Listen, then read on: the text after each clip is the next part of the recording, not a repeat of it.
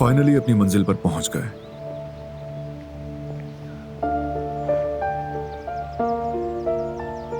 आज के खूबसूरत सफर में मेरा साथ देने के लिए आपका बहुत शुक्रिया। शुक्रिया तो आपका होना चाहिए। आप जैसी बावकार खातून का हमसफर होना काबिल फख्र है। तो आपके खाने के लिए कुछ तैयार करती हूँ मैं। ठीक है, मैं एक जरूरी कॉल करके आता हूँ फिर।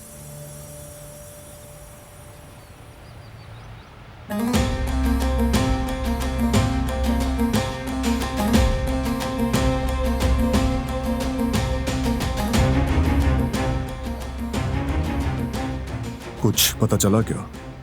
जगह के मालिक से बात की थी हमने, मगर उसने कुछ भी नहीं बताया, जैसे किसी ने उसका मुंह बंद कर दिया। लेकिन ये देखो, कचरे के डब्बे से कुछ चीजें तलाश की हमने। क्या है ये? ये देखें, नकली बाल, कपड़े और कुछ और चीजें। साफ लगता है भेस बदल के भाग गया। तो यकीनन वो शख्स जानने वाला होगा। हो सकता है बेटा। वो चाहता है कि हम अपने असल मकसद से दूर हो जाएं। शाबाश मेरे शेर, बाकी मुझ पर छोड़ दो। फराद से जाकर कहो कि स्टडी रूम आ जाए। ठीक है भाई। चलो।